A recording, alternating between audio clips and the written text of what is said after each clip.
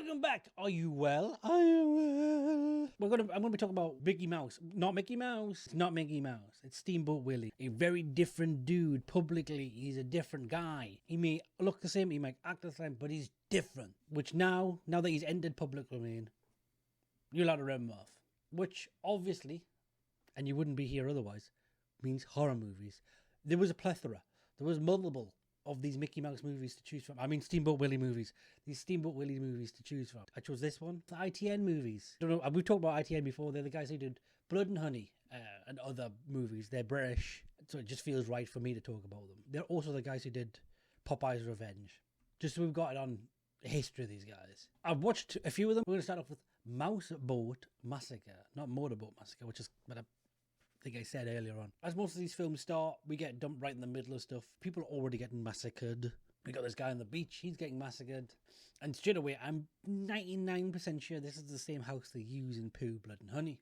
There's a bit where they're sorting through tapes. They're trying to find this tape, this VHS tape, because it's something to do with the mouse. And unlike some of the other ITN movies, they show the mouse straight away. It's just a skinny bloke. Just one skinny guy in overalls. But he's not Mickey Mouse. He looks more like that rat.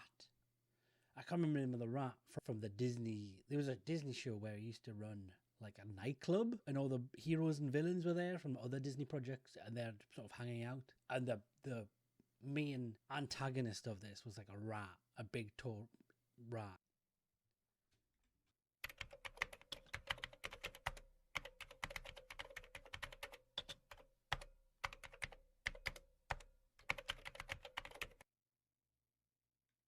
He's a freak, whatever he was. And this freak is wearing what I presume is some sort of papier-mâché head to make him look like Willie. I'm going to get slapped on the wrist for saying Willie so much. They find it's a ring style. They find the VHS tape. They put it in. It's basically the ring. Okay, it's a ring style tape. It feels almost like a creepypasta. It feels like a creepypasta at this point.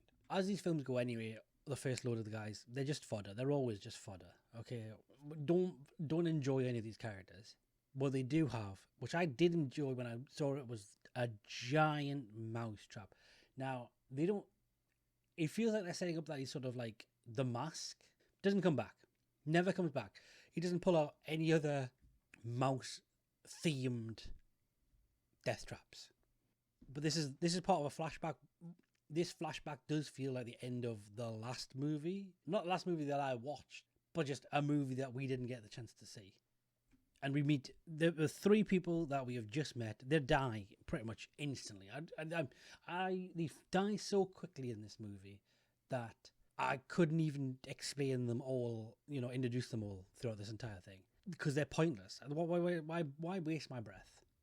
We're only 8 minutes in, okay, and this is going to be a problem throughout the entire movie. We're 8 minutes in, and the death's happening so quick, and then we get a 28 years later card. Not the movie 28 years later, just a card that looks suspiciously like it, using the same font, I think. We get the normal thing. Normally, sometimes it's like a family or like a bunch of party goers. This time again, it's a family. You got the dad who's a piece of shit. Your old grandpa used to be a huge piece of shit. That's what we find out from this thing. I used to be a piece of shit. I said he used to be a piece of shit. This guy used to be a piece of shit. Used to be. I said what? We got the mom. She's pretty bland, except for she's like really irate. We got two daughters. We got thought daughter, drug daughter, and we got horny nerd son. We're running the full gambit of characters. We got thought daughter. We got drug addict daughter, because daughters the women have to have something wrong with them. We've discovered that. And we got horny nerdy virgin son. But like a lot of these ITN movies, it's a grift. It's a grift to get OnlyFans models, I presume. In fact, I checked one of them. They are definitely doing other movies on the side. But it's a grift to get these people on camera. So one of them is literally a webcam girl, thought daughter, webcam girl, drug addicted daughter, just generally quite attractive, nerdy son. I'm sure I've seen this nerdy son in like 8 other films. And the dad, I'm pretty sure I've seen him in other films as well. But they all get in a car. They're going to Evil Dead. The girl, not they're going to Evil Dead the girl, but the remake of Evil Dead where they're going to a cavern because the girls they're doing that Me referencing Evil Dead through this will also become very apparent. Somebody just watched 2013's Evil Dead movie. But the boy, they're going to get ice creams, I think. I think it's meant to be the middle of summer. And drug addicts love ice cream, I think. I think that's actually a thing. I'm not 100% sure. But they go bump into this girl. Again, another OnlyFans actress. This is the one that I did check. That sounds like I'm a pervert. I'm not a pervert. I did go check, see if this girl was... Like, I had the idea, I had the concept at the beginning of the movie. And then this other girl, I'm like, I'm sure she's in other ITN movies. And I will go check, and I'll show you on screen now. Here she is in other ITN movies. If she's not in other ITN movies, you're seeing this clip now. But bumps in, drops 2 Soleros, and there's like an erotic scene about how much orange is their favourite flavour. It's not erotic. It's very erotic. But what I've noticed is an ex-filmmaker now, nobody bothered making these people up, or especially not the woman. Oh, I'm so sorry. There goes a week's worth of wages. She didn't.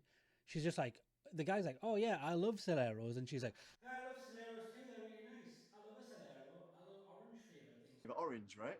It's my current obsession. Mic your women up. Mic them up. It's a good excuse to go up a girl's top. Use that. Man, mic up your actors. This is like a thing now. They've decided to go to a secluded cabin. Apparently the girl who's definitely in naughty movies, she's on the other side of the pond. Phoenix. Yeah. Like the city. I was born there. Not the other. She's not American. There's like a lake, and she's on the other side of that. But they're going to a cabin to help adjust the drug addict daughter, not the thought daughter. Thought daughter's fine, except she's definitely camming a guy who's probably double her age and keeps trying to give her money to be on cam for longer. That doesn't get resolved either. But after this, there's just a collection of random scenes. That make no difference. We're just going to skip through them. It's a fast forward noise. Nerdy guy calls Thought Girl. Other Thought, not Thought Daughter, not his sister. He didn't call his sister. That's a different movie. Go to a different website for that. He calls his Thought Girl that he met with the ice cream joke. And she's eating the ice creams now. It must have been another hour. Them ice creams are melted. She's just eating ice cream soup. Calls her. They do like a weird interaction. He's not good at hitting on women. Very odd, very uncomfortable. And again, she is unmiked. I'm enjoying 2 orange ice creams right now. He, crisp as a day. It was a pleasure, my lady. Real phone call as well. They didn't fake the phone call, which is very normal in movies. If you hear a movie, do a phone call on a movie, fake phone call. That's recorded at different days, probably different times. Okay? Definitely different days, though, I bet. Don't do this. You can't hear what she's saying. Every so often we keep cutting back to Thought Daughter, who's it's just an excuse to get her ass out. Great ass, no need. And I don't think I can show any of it, but trust me, it's there. You see ass. Now, all that stuff, half an hour. That stuff that is pointless and useless. We are 40 minutes in to a 72-minute movie at this point. And that is still important, and I'll explain why near the end. But we finally get the titular character, the title character of this, the mouse, and the VHS, the creepypasta VHS. They take all the gadgets off the girl. No iPad, no phone, no laptop. That's important for later. No phone, no laptop. They give her a VHS player, TV and VHS player, combi, and a VHS. Box of VHSs. Which, to be honest with you, for an excuse for her not to have to watch VHS tapes, perfectly good one.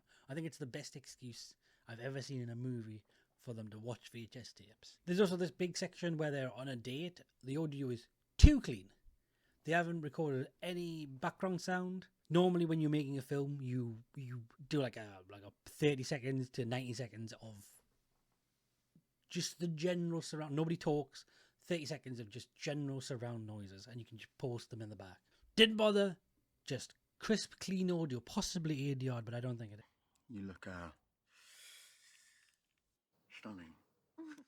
Sometimes though, when they're on the wide shots, there is a scratch track. There's a little bit of noise in the background when they're on wide shots. It's very annoying. The brother trying to chat up the model girl. Cheesiest ass lines I've ever heard. Terrible lines. I'm glad that he dies. This is just an excuse to get the girl's boobs out. She gets her top off. Then she dies, obviously. as we know, sex means death in these movies. If you're going to have sex, you're going to die. That's just the rules. The dad is possibly the worst, best actor in this. You're not leaving. Did you not hear? He's terrible. Somehow, using The Shining or something of that nature, or I think it's on the tape. She sees it on the tape, but it's a bit of The Shining. She's like, oh, that's Nigel. He's getting chased down by the mouse. I gotta save Nigel. There's a big kerfuffle. You're not saving Nigel. You're going to your room. She's locked in her room. This is, at this point, the best shot in the entire movie is this scene here. Otherwise, you might not know. You might notice I'm not talking about the plot a lot because there really isn't one. She watches it. I'm going to just say the plot now again, the second time, because I did say it before, but it doesn't sound like I've said the plot. The plot is she watched the tape, and now everybody at the cabin is going to be killed by the mouse. That's it. That's the plot. The Nigel's possibly the first death I can show here for now because he's not actually dead, but you think he's dead. They do use this big, bright yellow chainsaw. I don't know if this is cartoon powers or bad film powers, because if it's a cartoon chainsaw, because sometimes when you see a chainsaw, they are slightly yellow in a cartoon, and I don't know why. But if it's not that, and it is just bad film, that's a bad chainsaw. It looks like it's made of plastic. Anyway, he gets his arm cut off, which is quite funny because later on you see it, like he's got an arm again, which is really more funny for me because I'm also watching Ginger Dead Man, and the grandmother gets her finger cut off. She gets her pointer finger cut off, and to hide it in the other shots, she just does this, and you can see the finger, like through the rest of the movie. She's just doing this. The drug addict leaves her bedroom again, and there's a big fight between the mom, the dad, the therapist that I forgot to mention is here. They drove to the cabin, and there was a therapist there who, again, they don't mic, and has quite a thick accent sometimes. If you allow it, I think it'll help me more than it'll help you. But there's a big fight. The drug addict and the mom has a big fight, pushes the mom over, and she gets concussion. So now the therapist, because they're not real doctors, although she says, I'm pretty sure it's concussion. I think it might be a concussion. I could guess it's probably concussion. We have the same level of education when it comes to what concussion is. The mom and the therapist get in the car, and they're going to drive, and it's the same scene as what's in the end of Pooh and Hoodie, where they think they've hit him with a car by accident. They get out and they get also brutally murdered. The mouse pulls Nigel's teeth out. I don't know why they do that. I think they're meant to be doing like a stuck in the middle with you scene. It doesn't look like that. It looks shit. Okay. And then this is the point where Nigel gets his arm cut off. I brought it up earlier. I might have to cut that out. Nigel gets his arm cut off. Then, for some reason, and it's very badly shot, because it looks like it's from just below his belly button, he gets his little Nigel cut off, and then the mouse smokes it. It looks like he's smoking it, but it's his little Nigel gets cut off.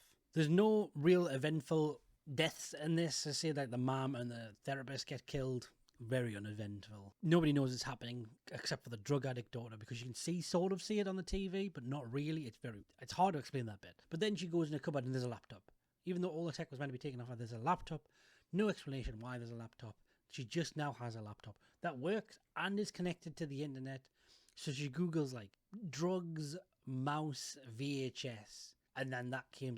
But they explain the backstory, which is it's a haunted VHS tape that the original guys bought online, even though it's a VHS tape. But they cover that off as well. The VHS tape was also bought, and they also had to buy like a second-hand DVD. Now, 26 years ago is 2001. And I think they still made VHSs in 2001. I was about 11, so maybe don't quote me on that. But it's basically the same plot as what Popeye was. There was a deranged scientist who got lost at sea, and when they found him, he was petting a mouse, and the scientist made some sort of concoction, and then that dripped on the tape, and now the scientist is the mouse, I think. And if you watch the tape, you'll be killed by the mouse. I don't know if it's the mouse that he was petting, or an amalgamation of the mouse and him. I don't know. The girl tries to, this is the point where the girl tries to explain it, but she knows nobody will believe her because she's on drugs. So why even bother? This is also the point where I started watching the film at 1.5 speed. I watched this tape and I started having these visions. Because I just wanted to get through it. Nobody will believe her, so she's going to have to go find proof. Luckily, they didn't lock the windows when they locked her in the room. They didn't lock the window. She didn't try the windows originally. So Mimi, the girl who's on drugs, is called Mimi, by the way. Mimi jumps out the window, runs past the window for her dad, and her dad like follows her out. She runs to Thought Daughter. She's doing a little dancey dance. This is where the movie gets slightly better, where the dancey dance girl gets attacked by the mouse. Doesn't 100%. She does the smart thing, which is like run away. But she runs away into the bathroom, but the bathroom's like an ensuite, so there's 2 doors, so the mouse just walks around, and she gets in the shower to like protect herself in the glass thing, and it just gets in there anyway, so she's gone. She's dead. Can't show any of that either. I can show most of it, but I can't show the dead bit. I'm not even checking show most of it, because this is the other thing that I noticed in the movie. They obviously bought like sexy clothes, but they're slightly see-through, so she put plasters on her nipples to hide them. While that's all happening, the dad and the daughter are outside, and they have this touching moment where they have a deep and this is where we find out the dad kind of fesses up and he says like, I used to be a drug addict, and I used to be a piece of shit. To smoke something that some sketchy weird guy told me was good shit. Now earlier on I did say there's a lot of Evil Dead stuff, especially the 2013. This time it's a bit of Evil Dead Rises, because they get the dad and then a cheese grater. Now, I don't think I've seen anybody ever hurt with a cheese grater before until 2023. With that Evil Dead Rises. Cheese grater to the face. Pretty much the exact same shot. Dad's dead. Mom's dead. Sister's dead. Nigel dead. There's a bit on the beach where he talks about like he can't run away and then he took his penis. Dead. Nigel's girlfriend maybe? Dead. There's just the girl left. Mimi's running around. Cop shows up. Cop goes, you're on drugs. I know what people on drugs look like. You're on drugs. And then this is the longest scene in the entire movie where as he's arresting her, he talks about all the things that he thinks people are on drugs are like, which some of them probably are true. I don't know anything about people on drugs. I'm not really a drug man myself. But let's face it, we all know this is just an excuse to either do the thing where they get in the cop car and then the cop car crashes. That's too expensive. So he just kills the cop a normal way by stabbing him.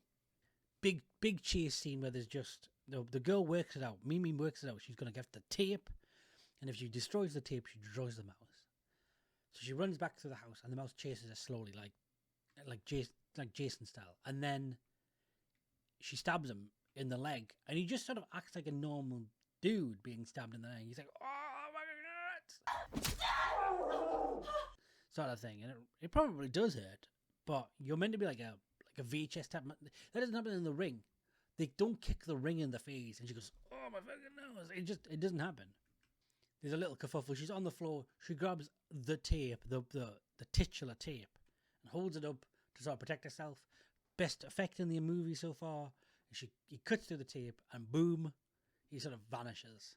Movie's over, right? That's it. We're done. Except for the fact that there's still like 12 minutes of the movie left. They've realized if they cut it here, the movie will be 62 minutes long. So the mouse shows back up again because Mimi decides she's got to burn the boat. That's the last piece of the puzzle. Then the mouse shows up again, knocks her down, and picks up... She has like a big canister of gas, like helium-looking gas canister. The mouse picks it up. Now, luckily, Mimi smokes. They make a line of it earlier on that Mimi smokes. So she flicks a cigarette at the canister. He's on fire for far too long. Again, they've realised that there's still 6 minutes left of this movie. Fire. A 6-minute long fire scene will do the job. So he's just on fire for 6 minutes. And then he's definitely dead. Even though the tape was like... The boat's still there. She doesn't destroy the boat. The whole thing we were told she was going to have to do to get rid of the mouse fully, she doesn't even do. So the boat's still there. The mouse could possibly pop back at any point. That's it. That's the movie. The credits start rolling. There's 4 minutes of credits because there's 10 people that work on this movie. So like that's... I watched this movie. I convinced myself I was going to watch 2 of the ITN. There was 2 ITN. There is 2 ITN Mickey Mouse movies. Steamboat Willie, sorry. There is 2 ITN Steamboat Willie movies, and I was convinced. I convinced myself I was going to watch both. And I got through this one, and I can't do it. Unless this one gets like 2,000 views, then I will do it. Okay, I need to get them views up. Okay, so unless this one hits like a major number, I'll watch the other ITN movie, and then I'll even watch like Steamboat Willie. Okay, the Terrifier one. And you know how I feel about Terrifier. Okay, you know it. Thanks for watching. If you got all the way through this video, I know I rambled because that film does not make any goddamn sense. Next, we're talking about something else I haven't decided yet. I will find it. But if I don't see you through week, I'll see you through window. Bye-bye.